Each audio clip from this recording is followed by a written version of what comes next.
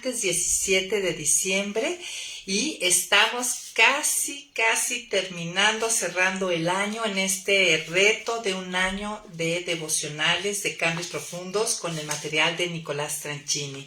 Y hoy estamos en el día 352, a unos cuantos pasos de llegar al final de este reto. 365 días son el reto para terminar y listos para ver nuestra tercera y última parte de por qué Dios permite el dolor, ¿no? Si es un Dios bueno, bondadoso, todopoderoso, sabio y amoroso, ¿por qué permite dentro de su creación y del diseño de esta vida que haya dolor? Y eso es lo que hemos estado contestando a través de estas últimas 2 semanas. Esta sería la tercera semana que hemos dedicado a poder contestar de una manera, no voy a decir completa, porque yo creo que este tema es entendible, la Biblia nos lo dice, Dios nos lo revela en su palabra, pero sería imposible abarcarlo únicamente en 3 semanas. Pero yo espero que al final de estas 3 semanas y de este espacio que dio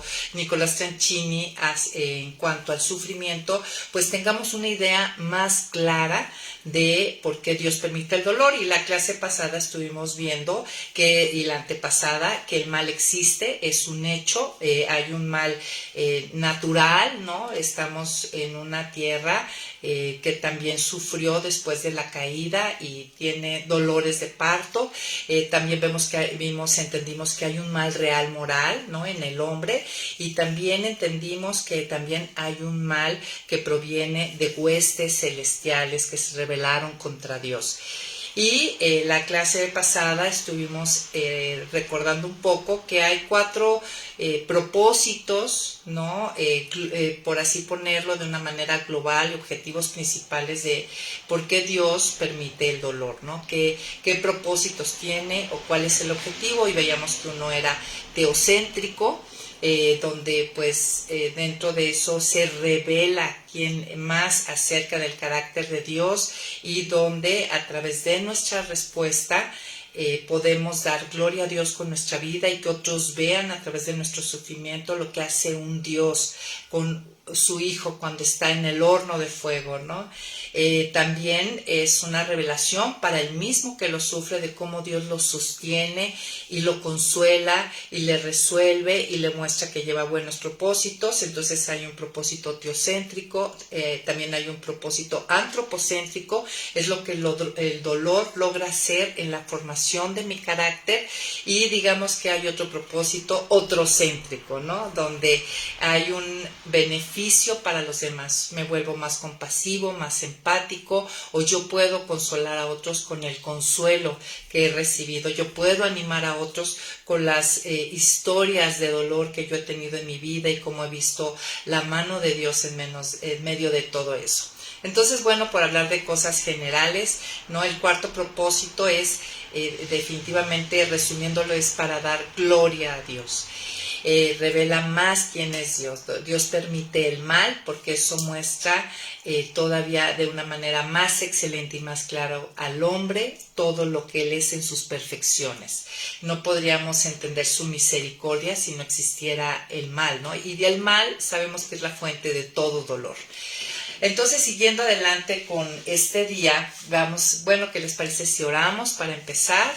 Y pues que Dios nos permita cerrar esta sección de una manera clara. Padre, aquí estamos delante de ti, pedimos que tú bendigas este tiempo, la lectura de tu palabra y la exposición, Señor, de lo que tú dices en tu palabra acerca del dolor, el sufrimiento de tu persona, de lo que sucede en nosotros y cómo enfrentarlo, Señor, de lo que se espera de esto que tú permites en nuestra vida, de este sufrimiento. Bendice este tiempo, danos entendimiento, abre nuestros oídos en el nombre de Jesús. Amén. Muy bien.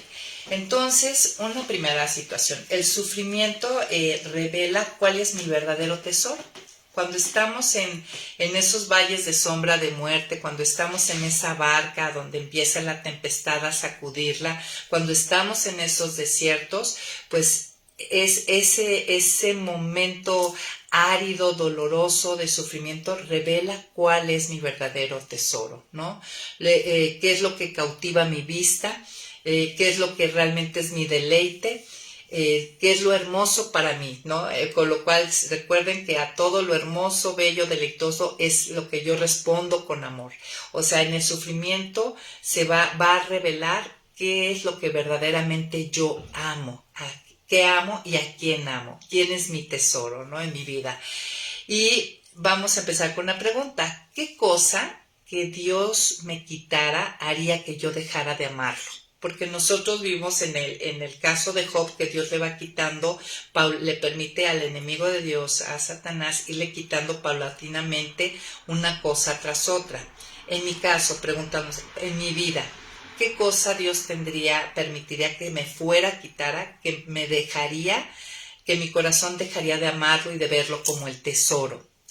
Dios a través del dolor nos muestra la fragilidad de nuestro amor hacia Él. La verdad es que todos pensamos que lo amamos más de lo que realmente lo amamos. Y Dios que ve el corazón y que no hay nada oculto de Él, quiere revelárnoslo para que realmente podamos caminar en esa dirección y que Él realmente se convierta en ese tesoro. El dolor nos hace voltear a ver a Él, ¿no? Veíamos que el ateo no tiene a dónde voltear, no hay quien lo sustente, no existe ese alguien que lo acompaña, que lo fortalece, que le da respuestas, que le da sostén.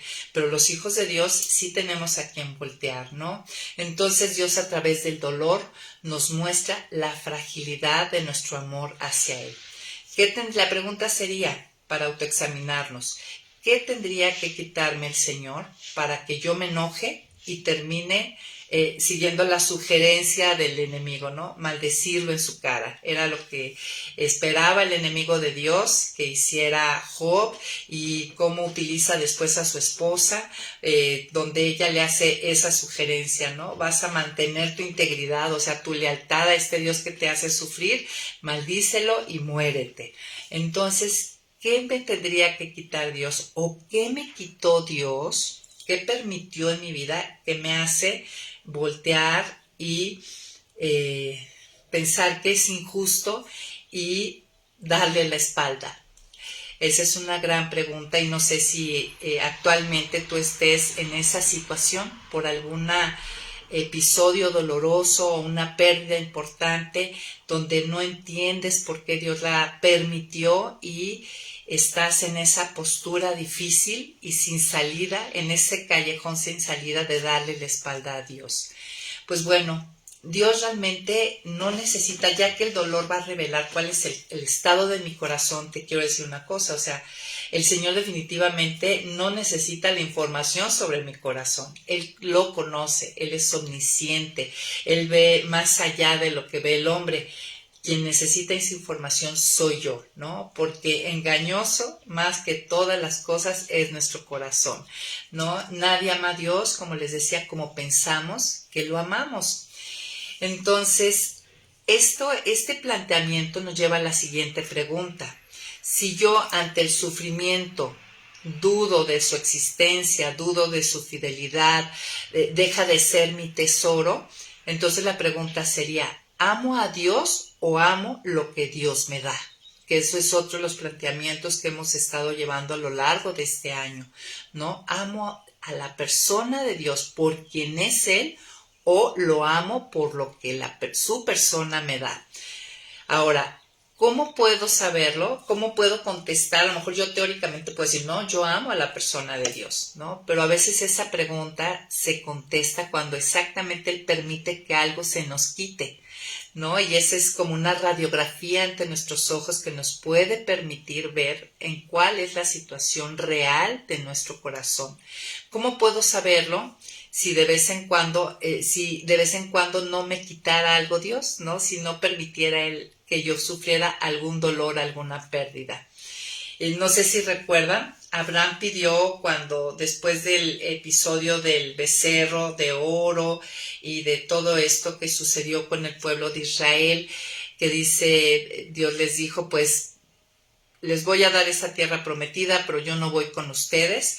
Y Abraham le dijo, si tú no vas, no nos envíes allá, no queremos ir a ningún lugar que tú no vayas con nosotros. Ahí se estaba revelando el corazón de Abraham. Él no solamente quería a Dios por lo que les iba a dar, quería a la persona de Dios, y llega a este punto de decir, si tú no vas con nosotros, mejor no nos interesa la tierra prometida. Tenemos ese corazón que tuvo, que tuvo Moisés. Estoy diciendo Abraham, pero perdón la confusión. Hablando de Moisés, tenemos este corazón que tuvo Moisés. Miren, en la historia de Job también aprendimos que Dios pone un límite a la experiencia dolorosa, ¿no? De Job. Y igual lo hace con nosotros. Vemos cómo Dios le dice a su enemigo, a Satanás, al diablo, que no toque su vida, ¿no? Que le da permiso hasta cierto punto. Y lo mismo hace con nosotros. Y nosotros sabemos, la Escritura dice que nosotros tenemos seguridad de victoria, y eso debe de darnos confianza y sostenernos si es que estamos ahorita pasando por un episodio de dolor o cuando nos encontremos en él. Memorízate este versículo. Este va a ser una herramienta importante para mantenerte firme con esperanza y sin que las piernas se doblen. En 1 Corintios 10:13 dice, a ustedes no les ha sobrevenido ninguna tentación, o otras versiones dicen prueba, que no sea humana, pero Dios es fiel y no permitirá que ustedes sean sometidos a una prueba más allá de lo que puedan resistir, sino que junto con la prueba les dará la salida para que puedan sobrellevarla. Y este es un versículo que nos habla de la seguridad de la victoria que tenemos. Y este versículo debe darnos ánimo y perspectiva, porque a veces dicen, no, esto no lo voy a poder soportar, esto no lo voy a poder pasar. Pues sabes que sí, Dios nos trata de manera personalizada. Fue algo que estuvimos aprendiendo en este año a través de los atributos de Dios. Es un Dios personal que trata con nosotros no por docena, no por nación, no por raza, sino de manera personalizada, de acuerdo, todo nos trata de acuerdo a nosotros, a nuestras limitantes. Sabe perfectamente quiénes somos. Y esta promesa no permitirá que vivamos algo más allá de lo que podamos soportar. Nos tiene que dar perspectiva, fortaleza y hacer que ponernos de pie con el rostro hacia adelante, ¿no? Enfrentando. Nuestras experiencias de dolor nunca estarán fuera del control de Dios. Tenemos la seguridad de su victoria. Anota este versículo en tu corazón. Ahora, ¿qué es lo que busca el enemigo? Este enemigo que la Biblia lo describe y dice que es el que ha venido a robar, matar y destruir. ¿Qué es lo que busca el engañador durante mi dolor y sufrimiento? Pues esto es importante que lo tengamos también presente cuando pasemos por esos valles de sombra de muerte, cuando estemos en esa barca donde empieza la tempestad o en esos desiertos. Su objetivo final del enemigo de Dios es robarme aquello que puede darme verdadero gozo y plenitud y sostén y respuesta en la vida. Es Dios mismo. Su objetivo último es que yo concluya que Dios es malo, ¿no? Ese es su objetivo, el que yo piensa que Él es malo, que él no me ama, que Él no es sabio, que Él no existe, ¿no? Ya sería la progresión última de meternos por ese camino. Utiliza las circunstancias adversas de mi vida para que yo maldiga a Dios, ¿sí? Esa es la idea del enemigo de Dios, llevarme a ese punto, ¿no? Al que quería Satanás llevar a Job, a maldecirlo, ¿no? A hablar, maldecir es hablar mal de.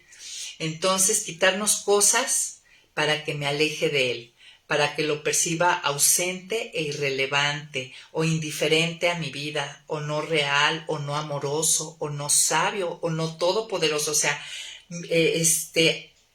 darme una imagen ficticia, no real, de lo que realmente es Dios. Y ese es su objetivo del enemigo. Su intención con Job era quitarle cosas valiosas para que odiara a Dios y le diera la espalda.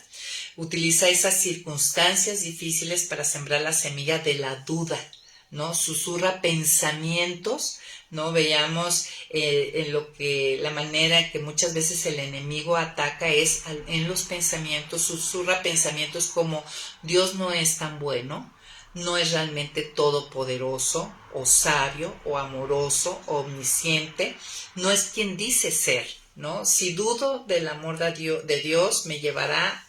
Recuerden esto, nunca empecemos a dar pasos, no nos permitamos, ¿no? Tenemos que amar a Dios con nuestra mente en estos episodios de dolor, en estos desiertos. Tengo que decidir amar a Dios con toda mi mente. Recuerden, a Dios marca esto dentro del primer y más grande mandamiento, amarlo con todo mi corazón, alma y fuerzas y mi mente.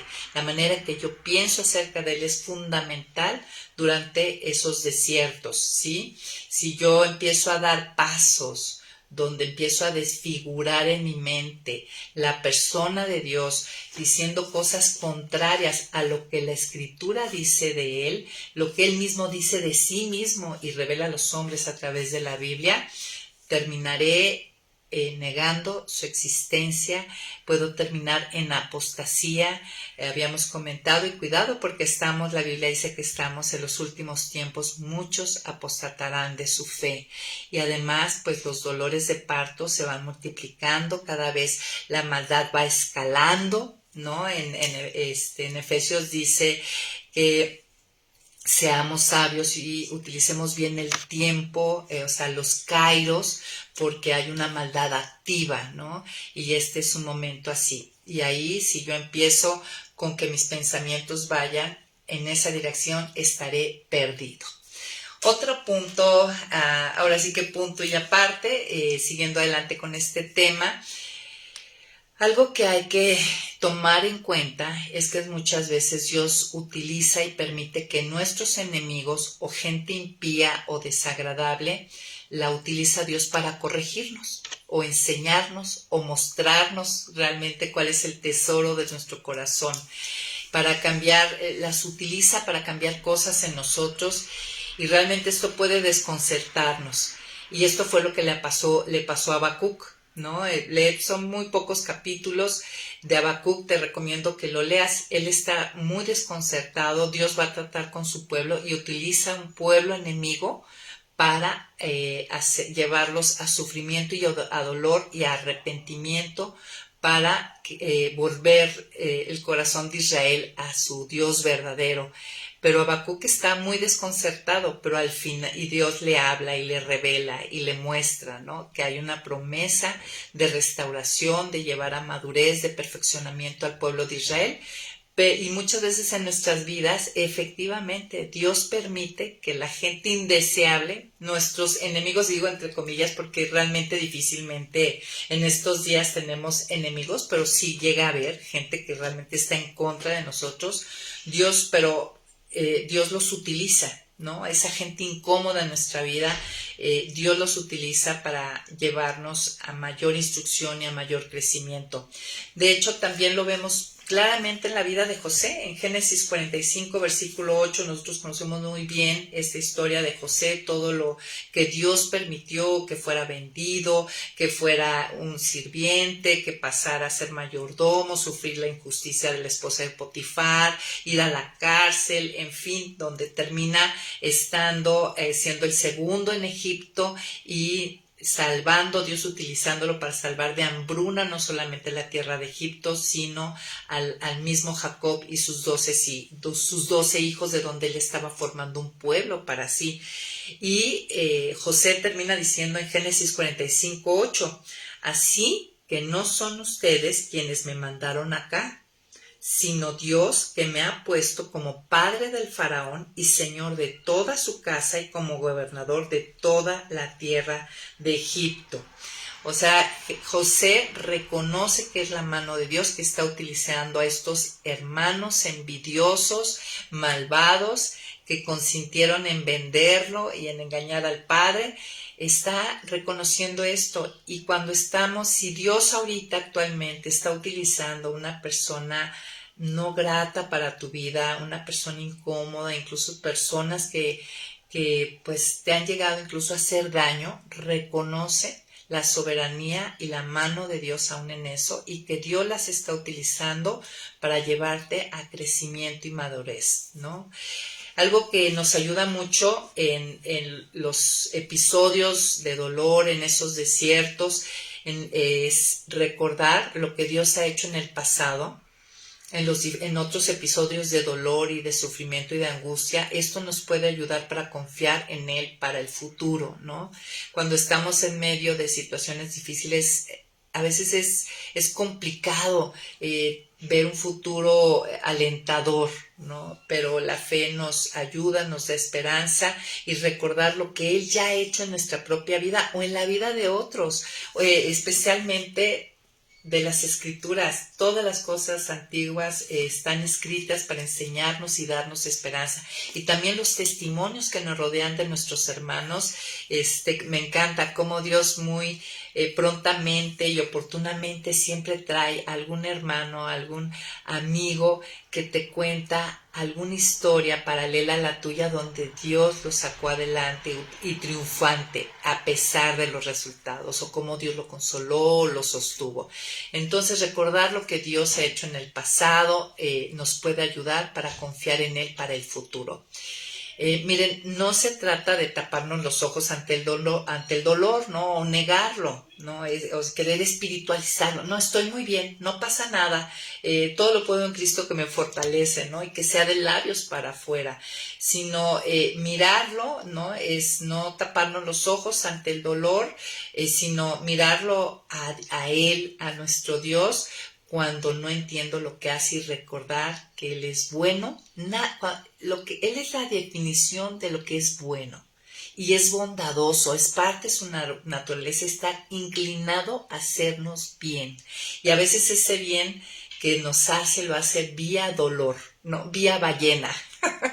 A veces así lo utiliza Dios. Dios sabe lo que necesitamos. Tenemos que confiar en eso, en su fidelidad y en su naturaleza. Ahora, para ir cerrando, no es que ya estemos cerrando ya esta clase, pero para cerrar esta última clase del dolor me gustaría ir a Santiago. Vamos juntos a Santiago, capítulo 1. Vamos a ir del versículo 2 al 4. Yo escuché hace un par de semanas una predicación de Miguel Núñez acerca de el dolor, de por qué Dios permite el dolor. Y él utilizó este pasaje y quisiera transmitírselo a ustedes porque se me hizo súper útil para enfrentarlo adecuadamente. Miren, primeramente, si estás, no sé si tienen chance de abrir la escritura, si no, síganme con su oído. En Santiago capítulo 1, versículo 2 dice: hermanos míos, considérense muy dichosos cuando estén pasando por diversas pruebas. Bien saben que cuando su fe es puesta a prueba, produce paciencia. Pero procuren que la paciencia complete su obra para que sean perfectos y cabales sin que les falte nada. Bueno, este pasaje ahorita vamos a analizarlo, estos 3 versículos, pero estos 3 versículos nos están hablando de acerca de la actitud la actitud correcta que debo de tener ante las pruebas, ante las circunstancias dolorosas que me quitan, que me enferman, que me irritan, que me hacen sufrir, ¿no? Vamos a ver en este pasaje esa actitud, vamos a ver qué es lo que produce la prueba y cuál es el propósito de que Dios permite esa prueba. Quisiera empezar volviendo a leer el versículo 2. Es tan clara la escritura. Me encanta cómo Dios nos habla, ¿no? Con toda, nos da esa facilidad a través de su espíritu a leer, de entender y ver qué sencillo, ¿no? Puede ser esto. Dice: hermanos míos, considérense muy dichosos cuando estén pasando por diversas pruebas. Y considérense esta es la idea, ¿no? E incluso el mandamiento, por así, o la recomendación. Considérense muy dichosos cuando estén pasando por diversas pruebas. Obviamente apunta a la actitud que debemos de tener ante las dificultades de la vida. No es que vayamos saltando, estemos cantando alegría, o sea, es antinatural cuando estamos pasando una situación difícil, no se refiere a eso. De hecho, Cristo no lo vimos que fue saltando alegremente a la cruz, ¿no? Lo vemos en Getsemaní, en una oración derramando su alma con mucho dolor, con mucho sufrimiento. Aquí el punto a lo que apunta este versículo no hace alusión a una emoción o a una alegría, sino a una actitud mental. Considérense, tiene que ver con una actitud mental, con una forma de pensar acerca de las dificultades. Y creo que a través de todo este espacio que Tranchini le dio, Dios ha ido formando un concepto, una cosmovisión mejor, más clara acerca del sufrimiento, ¿no? Se está formando la mente de Cristo, ¿no? La palabra forma la mente de Cristo. Entonces se busca, cuando dice considérense muy dichosos, entonces es una actitud mental, una forma de pensar acerca de las dificultades. Es una forma de aceptación, ¿no? Y de reconocimiento de que mi vida está todo el tiempo en las manos de Dios. Él es el que gobierna. Las circunstancias no están fuera de su alcance, de su conocimiento y de su propósito y de su sabiduría.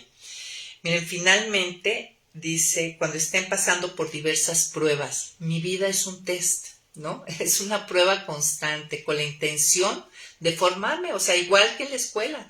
Nosotros desde kinder hasta una formación universitaria son años y años y años donde se nos enseña algo y viene una prueba, ¿no? Se pone a prueba lo que sabemos, aplicar lo que sabemos y consideramos. Y Dios nos lleva a una forma vivencial y la vida es un test continuo con la intención de formarme. Esa es la idea, ¿no? Y ¿saben qué? Lo vale. Así como vale la pena atravesar todo un proceso de capacitación cuando quiero formarme como un técnico o en una licenciatura o en un arte, algo artesanal. Cualquier cosa requiere capacitación y pasamos esa enseñanza, esas pruebas, esos ensayos que pide según el oficio o lo que queramos estar capacitados. Y para estar capacitados en la vida, pues necesitamos esas pruebas y pasarlas vivencialmente. Y lo vale, ¿no? Lo vale, así como vale la pena esforzarse por un título universitario, por formar un negocio o cualquier cosa que quieras alcanzar, lo vale. Y esa parte, lo que más deberíamos desear obtener, más allá de cualquier cosa. El cielo lo vale, el Señor lo vale. Este tiempo en la tierra lo vale. No hay mejor manera de pasar este tiempo, ¿no?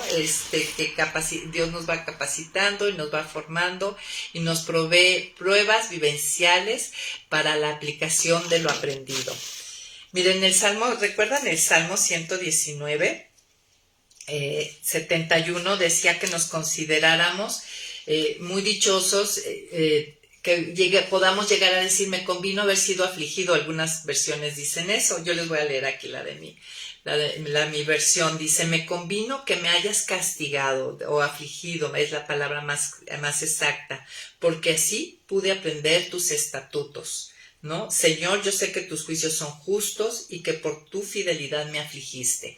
Será una realidad, ¿no? Este salmo es una de las metas y uno de los versículos que deberíamos de memorizar para poder tener una cosmovisión buena acerca del sufrimiento.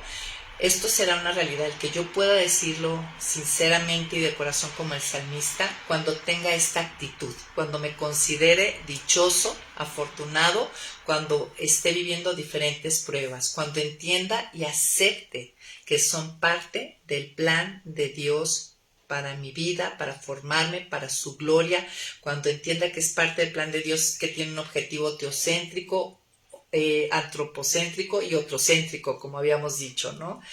Y versículo 3, regresando ahí a Santiago, dice, bien saben, ahora vamos a ver cuál es el propósito, ¿no? De por qué Dios permite estas pruebas y que nos pide que tengamos esta actitud correcta de considerarnos dichosos. Bien saben que cuando su fe es puesta a prueba, produce paciencia, ¿no? Entonces, esta es la razón por la cual tener esta actitud, porque produce paciencia.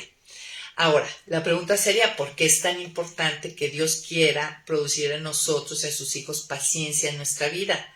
Pues bueno, la impaciencia forma parte de todas las caídas de los hijos de Dios, ¿no? Observemos a Eva. Es tentada, es engañada y en vez de tomarse su tiempo para ir con Adán o ir con Dios y checar lo que le están ofreciendo, ella decide en el momento. ¿Qué pasa con Abraham? Está esperando ese hijo de la promesa, cuando él y su esposa Sara son estériles, pero va pasando el tiempo, se desesperan y entonces toman a Agar y viene Ismael. Y bueno, y hoy en día tenemos este conflicto con los árabes, ¿no? Saúl, ¿qué pasa con Saúl? Tarda en llegar Samuel y él decide hacer el sacrificio cuando sabía que a él no le correspondía. ¿Y qué pasa? Pierde el reino. Y observemos en nuestra vida cuántas cosas hemos perdido, en cuántas situaciones difíciles hemos entrado por impacientes, por no saber esperar los tiempos de Dios para que sucedan las cosas. Entonces, versículos 3 dice, bien saben que cuando su fe es puesta a prueba, produce paciencia. ¿Sí? Cuando mi confianza en Dios es puesta a prueba a través de las circunstancias dolorosas, produce una de las cosas maravillosas de los resultados que produce paciencia.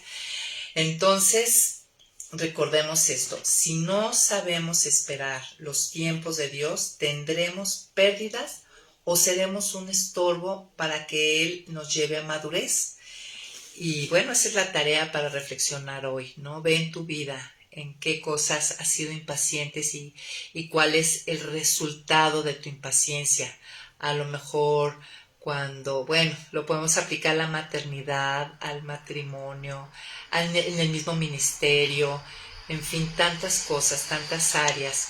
La paciencia, la verdad, se cocina a fuego lento, amigos, no es algo que se cocina rápido, paciencia a fuego lento, ¿no? Sin paciencia no puedo caminar en obediencia, ¿no? Mi corazón quiere lo que quiere y lo quiere ya. Y más en estos tiempos de microondas, amigos, ya lo hemos hablado mucho, pero es una realidad. Nos desespera incluso que la computadora no prenda rápido, ¿no? Mi impaciencia me hace tropezar. Miren, desde nuestra perspectiva, para nosotros, Dios es lento. Esa es nuestra carne. Pero Dios se toma su tiempo para lograr sus propósitos. Al pueblo de Israel lo tuvo 40 años en el desierto. Fue su tiempo de preparación para poder entrar a conquistar la tierra prometida. Al pueblo de Israel, una vez ya en la tierra prometida, cuando se convirtieron en idólatras por mezclarse con las otras naciones, los mandó 70 años a Babilonia para desterrar de ellos esa idolatría. ¿Y saben qué? Se cumplió. Ellos nunca más volvieron a ser idólatras. Entonces, la paciencia se cocina a fuego lento y recordemos esto. Para nosotros, para nuestra carne, Dios es lento, pero Dios no llega tarde, no llega antes ni después, ni permite las cosas antes o después de cuando tengan que suceder. Recuerden que Él es omnisciente y sabio, sabe todo, ¿no? Entonces, vamos, versículo 4. Dice, pero procuren que la paciencia, vamos a ver, finalmente, ¿por qué quiere Dios producir en nosotros paciencia? Ok, porque nos ayuda a no tropezar, pero todavía es un ingrediente muy importante para algo. Vamos a ver para acá. Pero procuren que la paciencia complete su obra, para que sean perfectos y cabales sin que les falte nada. Aquí vemos el propósito final, aquí apunta madurez cristiana. Las pruebas eliminan las fortalezas en las que yo confío. La clase pasada hablábamos de eso. Soy como un diamante, ¿no?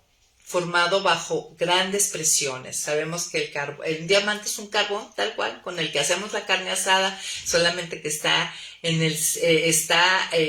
bajo tierra y bajo presiones muy fuertes y ese carbón se produce en diamante. Y es lo mismo que produce Dios en nosotros. Somos como carboncitos que bajo la presión del dolor, del sufrimiento, de la prueba nos va haciendo diamantes. O como esas perlas, esas ostras que entra arenita y la irritación va segregando concha nácar y esa arenita se convierte en una perla, en una joya.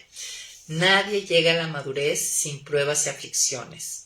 Y me encantó esta frase que he estado compartiendo, pero creo que viene mucho al caso y recordemos y creo que nos puede ayudar para poder considerarnos muy dichosos cuando nos encontremos en diferentes pruebas. Hay una frase que dice, los hombres fuertes crean tiempos fáciles. Los tiempos fáciles crean hombres débiles. Y los hombres débiles crean tiempos difíciles. Y Dios no quiere hacer hijos débiles. Entonces, Él a veces no permite tiempos fáciles, ¿no? A veces Él permite y utiliza a veces aún nuestro propio pecado o el de otros para hacernos hombres fuertes, que podamos crear hijos fuertes, que podamos crear en nuestras vidas, en nuestras familias, tiempos fáciles, porque hemos sido entrenados en la paciencia, ha obrado de manera completa y nos ha llevado a madurez. Y bueno, finalmente, ¿quieres ver cómo se ve un hijo de Dios maduro, un cristiano maduro? Estas vacaciones te recomiendo que estudies verso a verso la carta de Santiago. Ahí describe cómo es un cristiano maduro, ¿no? Entre otras cosas, un cristiano maduro sabe sujetar su lengua, ¿no? Un cristiano maduro es uno que tiene una fe que se ve en las obras, ¿no? Que se ve en su vida. Y bueno, ahí cristiano maduro sabe pedir correctamente, no para gastar en sus deleites. Y bueno, ahí en la carta de Santiago se los dejo de tarea si se les antoja en esta vacación. Ahora sí, ya aterrizando un poco más esta clase, algo que veíamos dentro de los devocionales es que nuestros puntos de dolor pueden ser un problema o pueden dar lugar a que se conviertan en puntos de poder. Fue lo que vimos en uno de los días, ¿no? Que los puntos de dolor se pueden convertir en puntos de poder. Y esto es lo que debemos de buscar, ¿no? En 2 de Corintios 2:19, una de las cosas que quisiéramos llegar a decir es como Pablo 2:9, dice, pero él me ha dicho, con mi gracia tienes más que suficiente porque mi poder se perfecciona en la debilidad, ¿no? ¿Qué quiere decir? El poder se perfecciona en mi debilidad, ¿no? El dolor, el sufrimiento nos hace ver vulnerables, débiles, flacos, ¿no? Nos hace ver insuficientes, nos hace abrazar nuestra incapacidad. El poder de Dios se revela en mi debilidad, no cuando yo estoy en mis fortalezas, pues a su poder le digo, con permiso, yo puedo con esto, ¿no? Tu gracia, la gracia de Dios me bastará para la tarea que tenga que enfrentar en medio de ese desierto. Y algo que decía el autor del devocional es que nuestra respuesta al dolor, si yo los veo como esos puntos de dolor, como puntos que se pueden convertir en poder, o sea, abrazo este versículo de Pablo, este dicho de Pablo, que yo pueda decir en mi corazón, tu poder, Señor, se perfecciona en mi debilidad, porque tu poder perfecciona mi debilidad, revela mi debilidad y entiendo que tu gracia me bastará para la tarea, pues esa respuesta, si lo vivo de esa manera, el dolor se vuelve, mi respuesta ante el dolor, la manera en que lo vivo, se convierte en una presentación de PowerPoint, ¿no? Decía el autor, viviente, soy un PowerPoint viviente, o sea, el PowerPoint ahorita se utiliza muchísimo en todas las instituciones donde queramos aprender algo, es una herramienta muy útil, visual, no concreta, en la cual podemos aprender. Nos convertimos en un PowerPoint viviente que permite ver a otros la fuerza y la presencia de Dios en medio del sufrimiento. Y esa es la idea.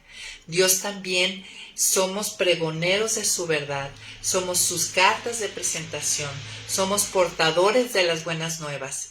y cuando nuestra respuesta es adecuada, estamos proclamando el Evangelio. Estamos diciendo que tenemos un Salvador en medio de un mundo caído, en medio de un dolor que Él nos salva, nos levanta y nos acompaña. Cuando somos entrenados a través de los grandes dolores, podemos ser eficaces para que Dios enseñe a otros las lecciones que hemos aprendido a partir de nuestras experiencias de dolor.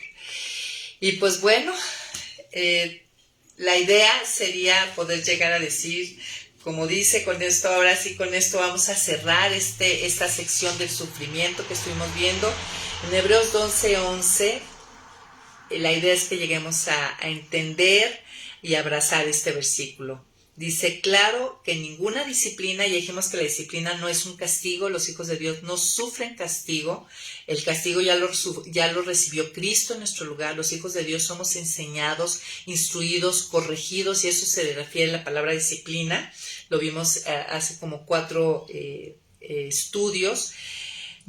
Claro que ninguna disciplina nos pone alegres al momento de recibirla, sino más bien tristes. Pero después de ser ejercitados en ella, nos produce un fruto apacible de justicia. Y esto debe de animarnos muchísimo y poder decir, el dolor es más que un docente que impone una disciplina férrea. Es un instructor, el dolor es un instructor que produce una cosecha para quienes han sido entrenados en él. Aunque el dolor es desagradable, no vamos a espiritualizarlo ni a decir, yay, qué padre. O sea, el dolor duele, el sufrimiento duele.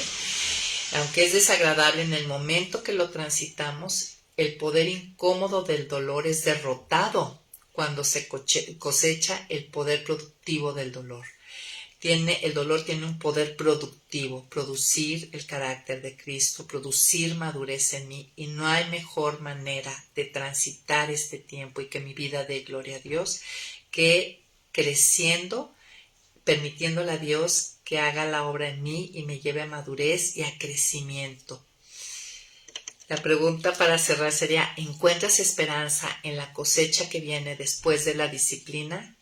Pues esa es la idea, levantar nuestra mente, nuestros ojos y poder considerarnos muy dichosos cuando nos encontremos en diferentes pruebas, porque la prueba produce paciencia y la paciencia en su obra perfecta hace personas maduras.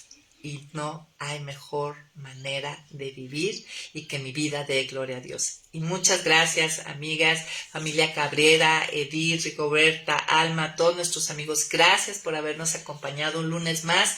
Amigos, estamos llegando a la recta final, a 2 semanas de terminar. Nos vemos próximo lunes con lo siguiente en Cambios Profundos y juntos hasta el final. Espero que esté siendo una temporada hermosa para ustedes y sobre todo que haya mucha cosecha a través de todo esto, toda esta revelación que nos ha dado Dios a través de su palabra. Gracias, amigos, por estar. Nos vemos próximo lunes, 11 en punto de la mañana. Bye, bye.